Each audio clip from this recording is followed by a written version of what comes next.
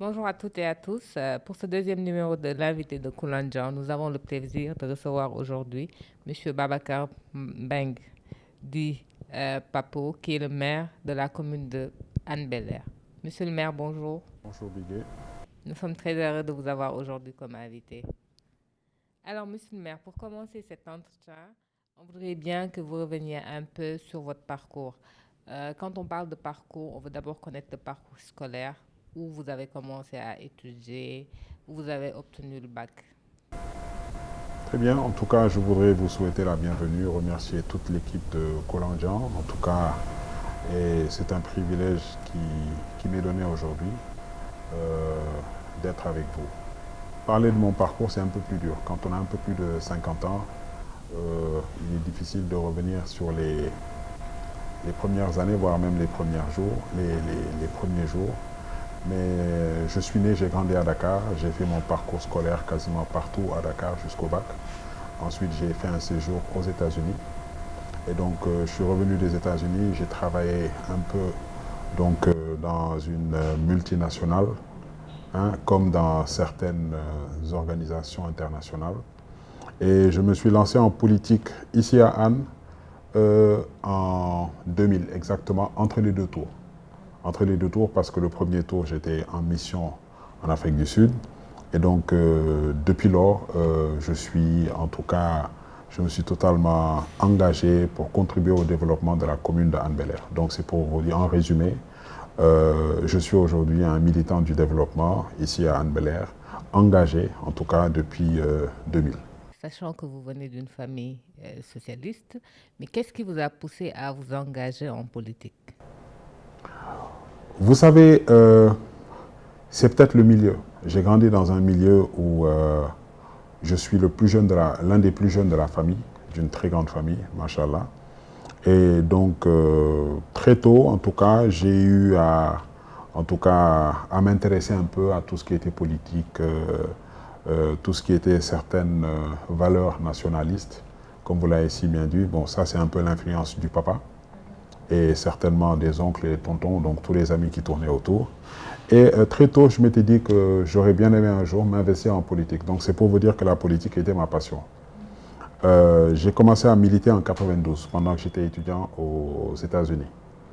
Et à un moment donné, donc, quand j'ai commencé à travailler, parce que j'ai commencé à travailler très tôt, il m'était difficile de faire les deux. Donc, j'étais totalement dévoué à cela. J'ai été en poste un peu en Afrique, au Mali, au Burkina, et j'ai voyagé un peu partout dans le monde. Et c'est seulement en 2002 que je me suis dit pour moi, c'était le moment où il fallait s'investir parce que pour moi, commencer à faire de la politique à 40 ans plus, ça ne le faisait pas. Et donc, voilà, j'ai commencé à militer. J'ai eu la chance, le privilège d'avoir été approché par des amis ici à Anne qui sont venus me voir, me demandant en tout cas de m'engager et de vraiment pouvoir, en tout cas, m'investir dans le milieu et voilà, donc de faire de la politique. Et c'est comme ça que c'est parti. Et donc voilà, depuis 2002 déjà, j'étais candidat à la mairie d'Anne, qu'on a raté de très peu, sous la bannière du CPC. Et 2009, donc c'est passé, et depuis 2009, donc je suis maire de la commune d'Anne-Belair. Donc, à votre troisième mandat comme maire de la commune de Anne-Belair, aujourd'hui, qu'est-ce qui vous lie? Ça va être une question un tout petit peu complexe, mais qu'est-ce qui vous lie à ces populations-là qui n'ont pas hésité à vous donner un troisième mandat?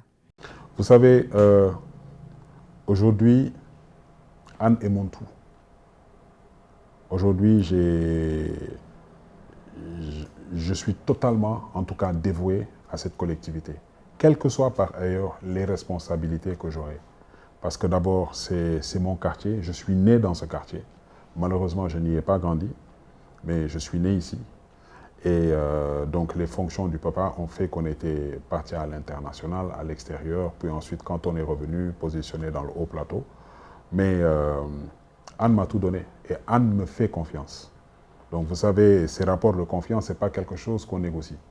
C'est des populations qui ont dit que, écoute, on a pensé que la personne la plus indiquée, le meilleur profil pour Anne, c'était toi.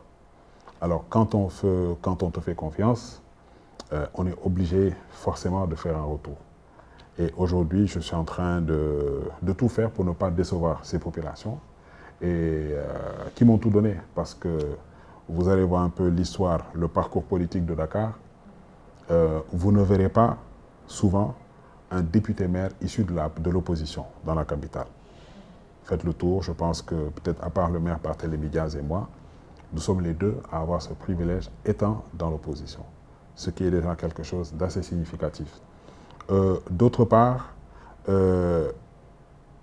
les élus, parce que quand je parle des populations de Hann, je parle du conseil municipal, donc des représentants des élus, inclus les élus qui ne sont pas forcément issus de ma coalition. À chaque fois qu'on a eu à proposer un projet, ça a été validé quasiment à l'unanimité, sans débat.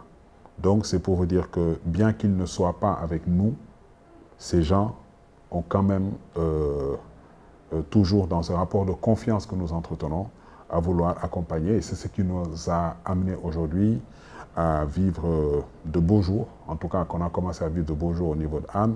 Et si vous voyez les réalisations qu'on a eu à faire, ce n'est pas forcément parce que nous avons les moyens, c'est parce que nous sommes une équipe soudée, dynamique, intelligente, mais surtout une équipe qui a de la vision et de l'ambition pour la commune d'Anne Bel-Air. Et ce n'est pas la peine que je revienne sur le bilan, mais bon, quand vous allez voir sur 2-3 projets qui ont été faits, vous faites le tour, en tout cas, je parle simplement du stade municipal, il n'y en a pas une autre commune qui l'a réalisé. Tout simplement parce que les populations adhèrent et ce que nous faisons comme réalisation, nous veillons à chaque fois à ce que ce soit conforme à la requête des populations. Donc tout ce que nous sommes en train de faire, nous nous battons pour satisfaire une demande des populations. Que ce soit à Yarar, que ce soit au Maris, que ce soit à Hann Village, que ce soit partout dans la commune. Donc nous avons une commune assez diverse parce que vous avez le vieux quartier, le nouveau quartier, vous avez le milieu communautaire, en fait, qui est très vivant. Et vous avez également les nouvelles cités où c'est une nouvelle communauté, une nouvelle agglomération. Les gens essaient de mettre en place le système de conseil de quartier, mais avec qui également on s'entend très très bien. Donc, encore une fois, en résumé, Hann Bel-Air est vraiment, en tout cas, ma passion. Alors, on va revenir au tout début. Pourquoi, au tout début, vous avez choisi Hann et pas Rufisque, sachant que votre papa y a milité et il y a eu peut-être, en fait, il est connu et avait une forte communauté derrière pendant un bon moment. Pourquoi vous n'êtes pas retourné à Rufisque et vous vous êtes dit Hann? Alors, pour moi, d'abord, c'était un défi personnel. Un défi personnel parce que j'ai une base naturelle à Rufisque. Que ce soit mon père comme ma mère, ils sont tous les deux issus de Hann. J'ai mes frères de Rufisque. J'ai toute ma famille du côté paternel comme maternel, en tout cas qui sont à Rufisque. Mais aujourd'hui, en voulant aujourd'hui passer sur ma trajectoire, je me rends compte que partout où je passe, on ne m'identifie pas à Babacar Mbengue. On m'identifie au fils de Alioune Badara Mbengue, ce qui est un honneur pour moi. Mais j'avais un défi personnel. Il fallait que ici à Hann, que je vienne prendre mes marques, parce que je suis né également à Hann. Donc j'avais déjà en fait cette histoire qui me liait à Hann, mais sinon j'aurais effectivement pu aller du côté de Rufisque. Mais pour moi, aller à Rufisque, ce serait un peu continuer les œuvres de papa et il me fallait moi, en tout cas, laisser mes empreintes quelque part. Donc c'est pour vous dire que c'était un challenge, un défi personnel. Vous avez évoqué tout à l'heure votre statut de député-maire.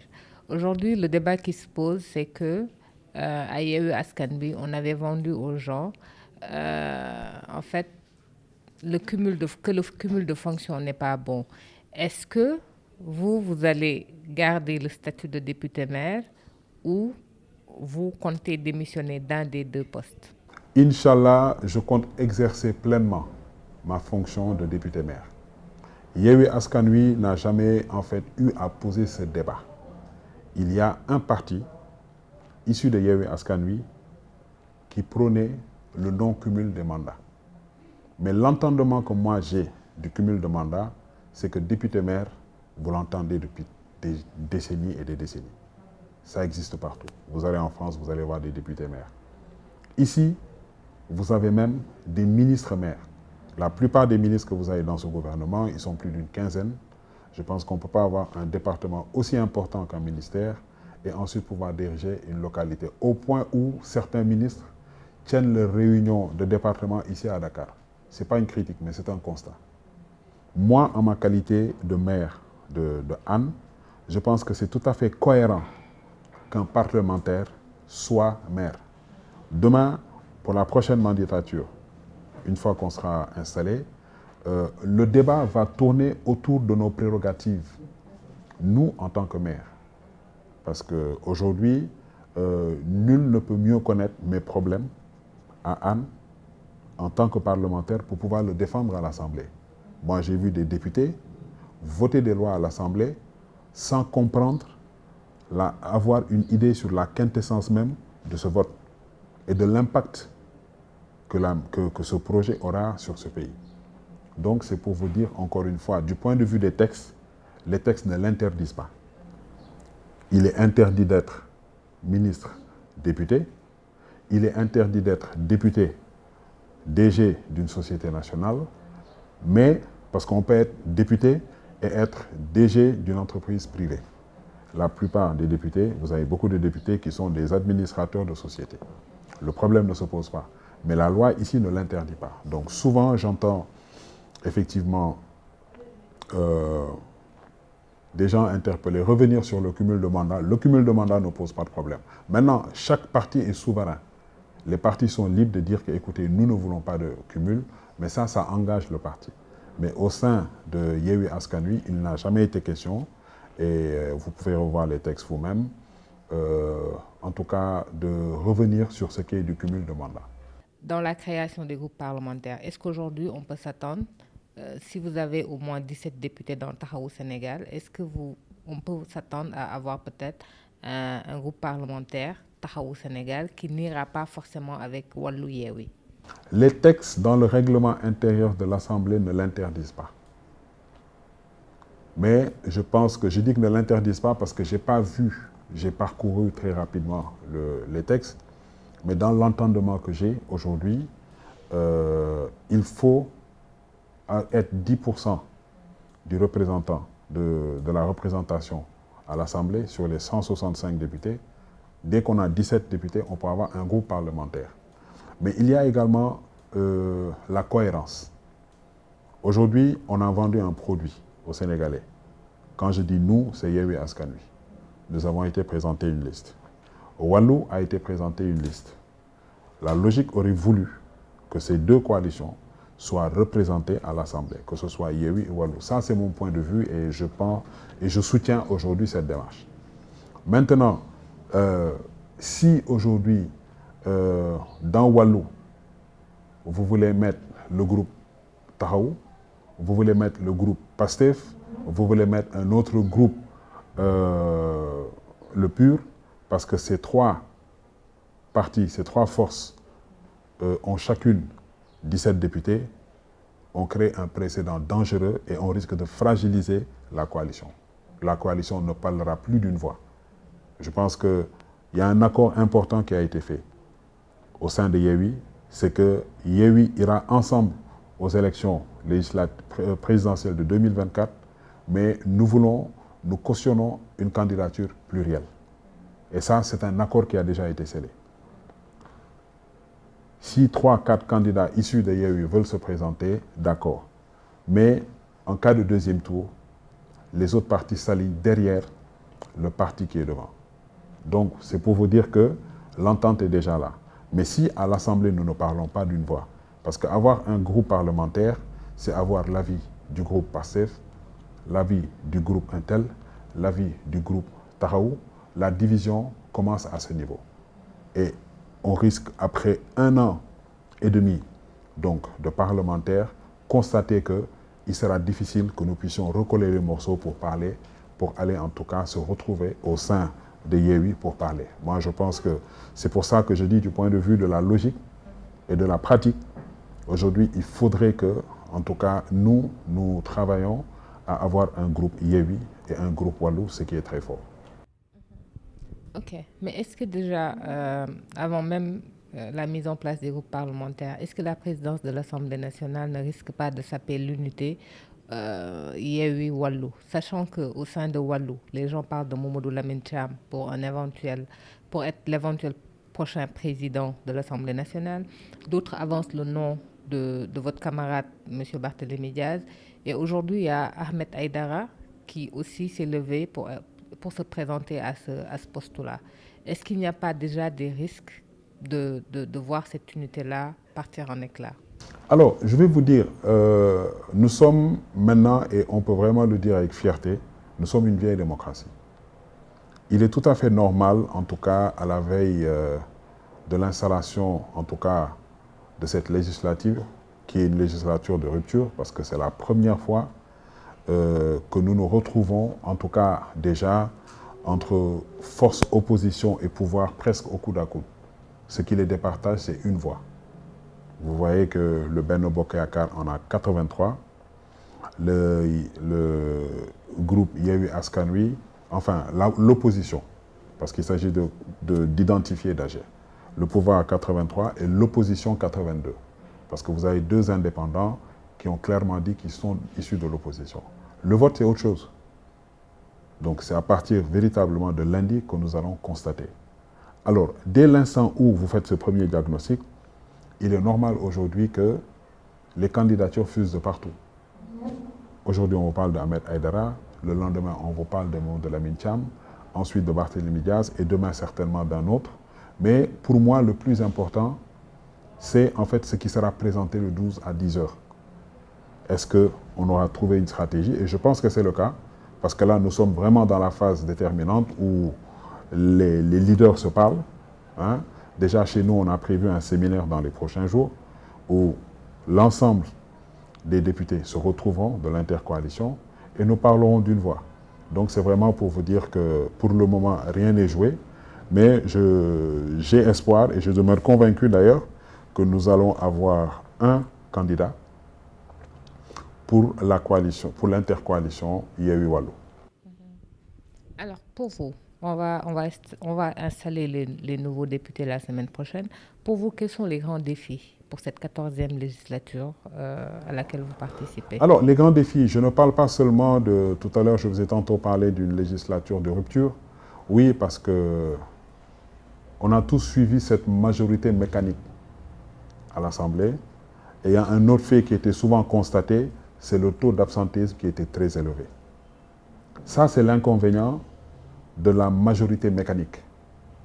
Parce que quand vous avez 130 députés et que l'opposition se retrouve avec 30 députés, ça pose un problème. Aujourd'hui, on est à 83-82. Ce qui veut dire que le débat sera objectif déjà à l'Assemblée. C'est plus n'importe quel projet de loi qui va venir passer comme une lettre à la poste. Parce que certains projets de loi, il faut les faire passer aux 2/3.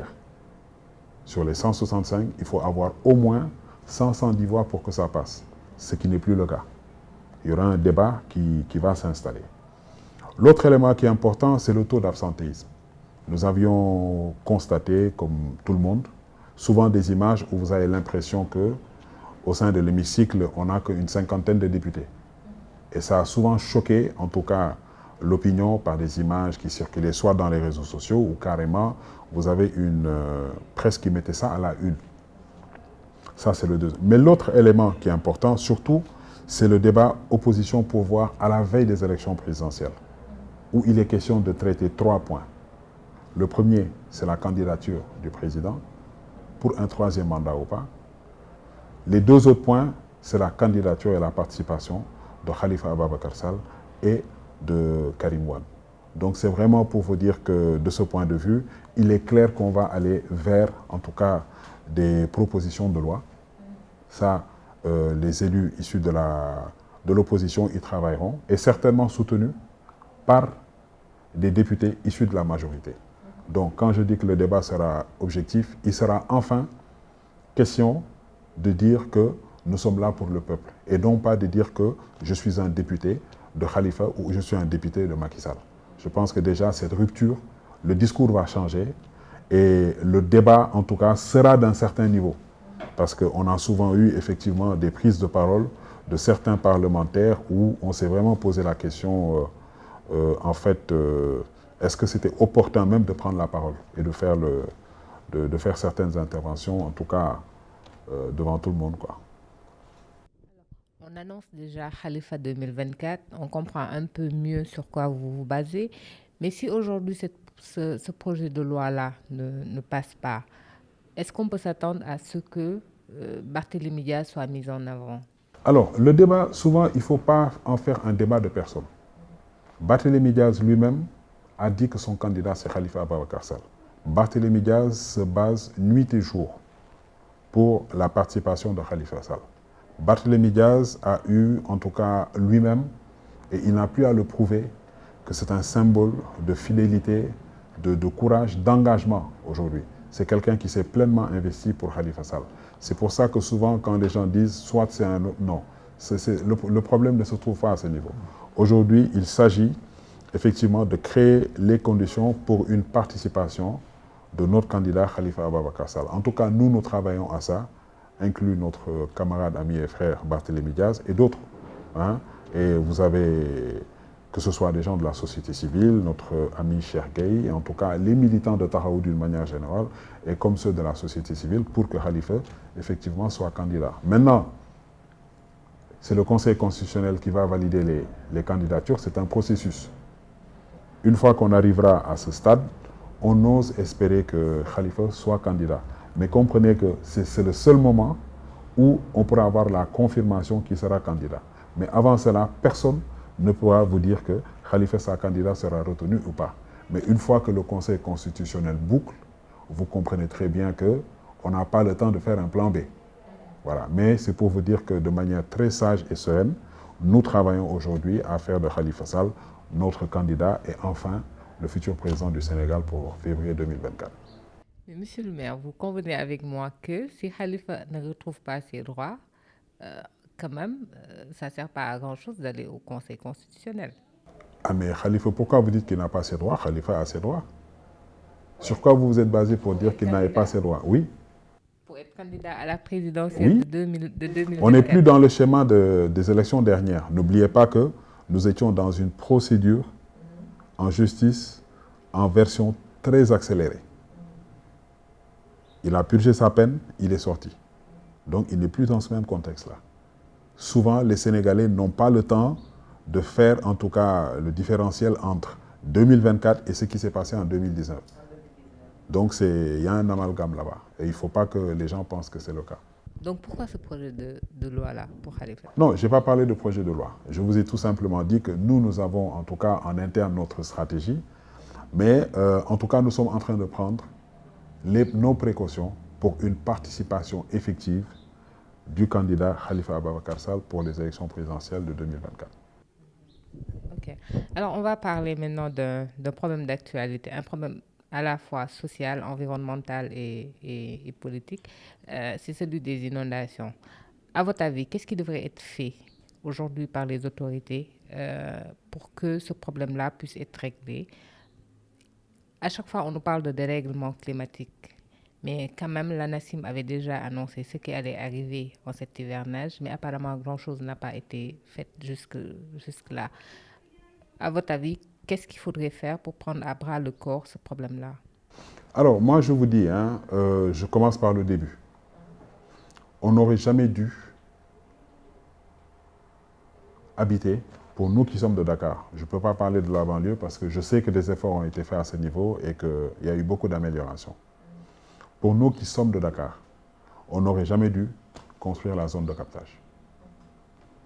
C'est un phénomène qui est très simple.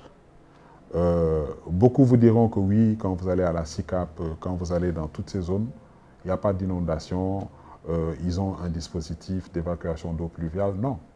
C'est-à-dire que c'est des zones où tout a été aménagé en respectant la gravité. Donc l'eau passe. Quand vous prenez par exemple Bourguiba, à hauteur des jets d'eau, toutes les eaux que vous avez de Bourguiba ruissellent carrément vers Front de Terre. Et c'est pour ça que vous avez à Front de Terre tout ce problème chaque année.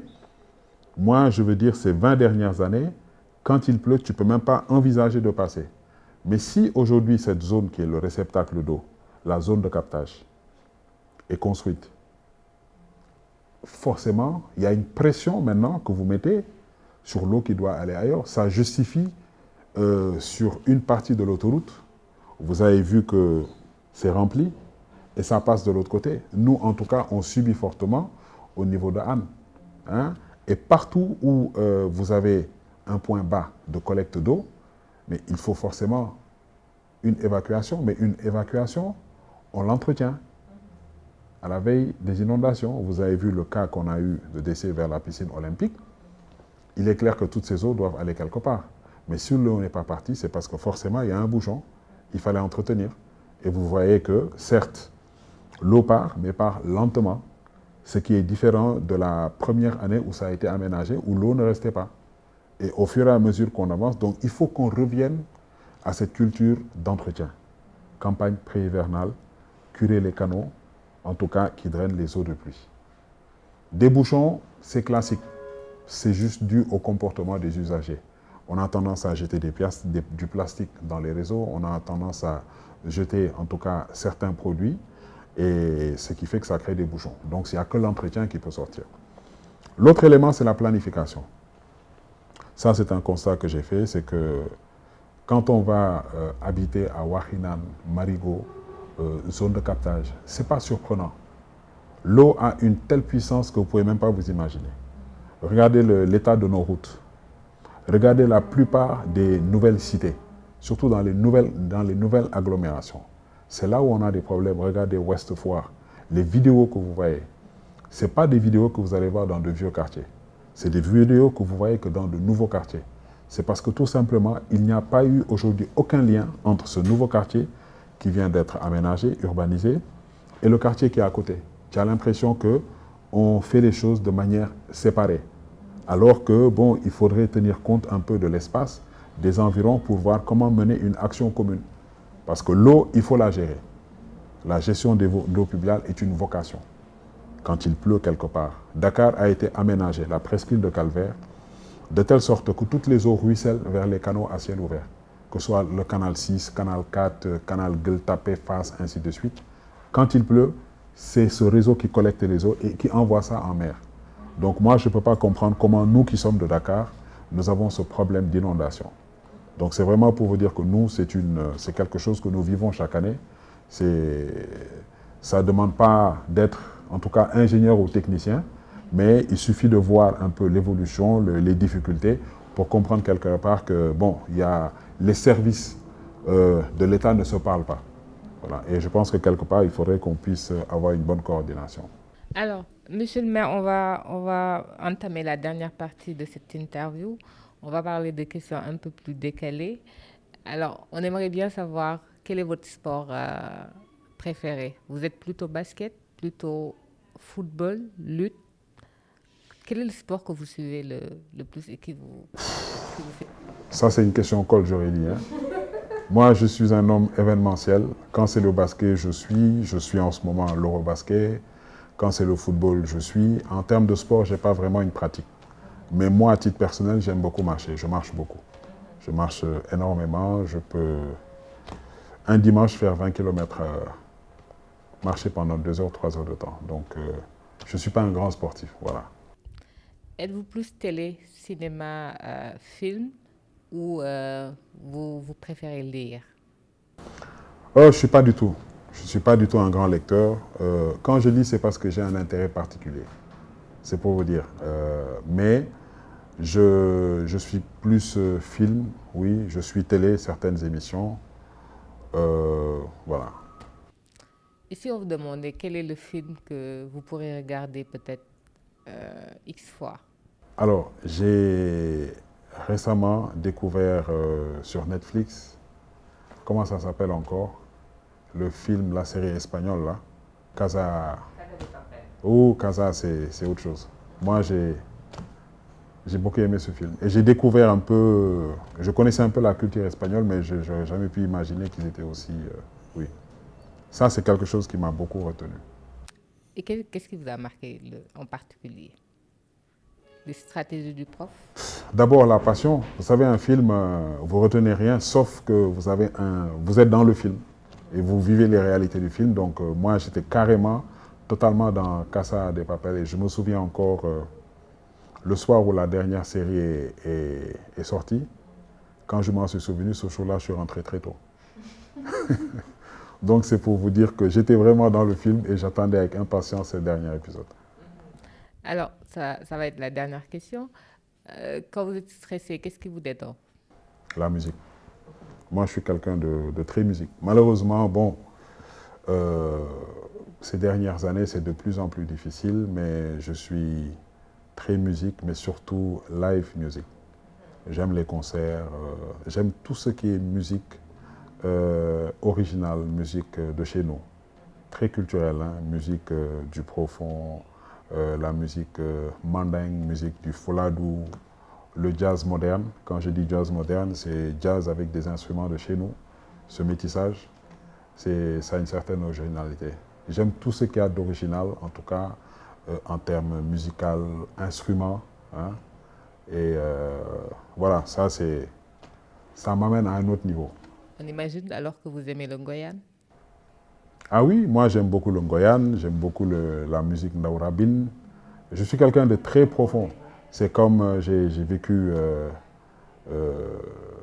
au Burkina, où moi j'ai été très séduit par le Warba, pour ceux qui connaissent. C'est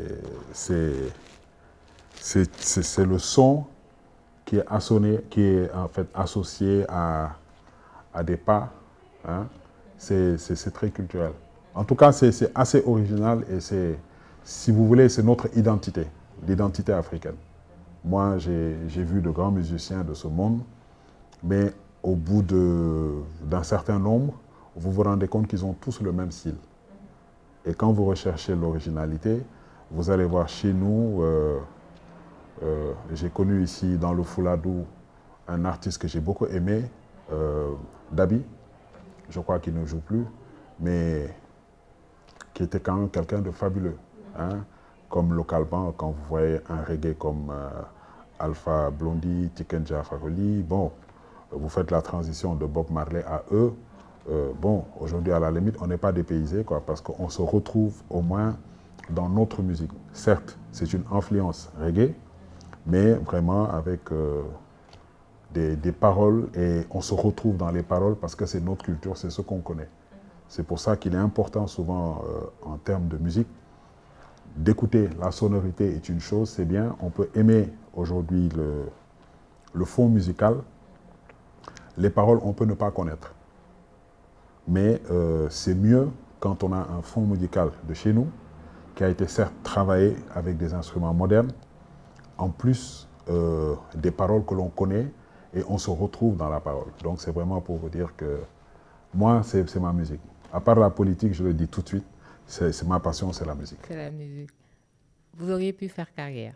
Pas du tout. Ah oui. Et vous jouez un instrument? Non, mais si c'était à refaire, ça je le regrette. J'aurais appris à jouer de la musique et j'aurais vraiment joué. Tout ce qui est instrument à cordes. Déjà, votre surnom, ça sonne musique, Papo. On a été très heureux de vous avoir aujourd'hui. Merci. Papo, c'est mon petit nom, mais c'est le nom de mon grand-père. Hein? Donc, on l'appelait Papo et voilà, vous ne verrez pas beaucoup de Papo à Dakar. Donc, partout où vous entendrez Papo, ben, on est peut-être 2 ou 3. Voilà. Merci beaucoup. Merci, Bigué.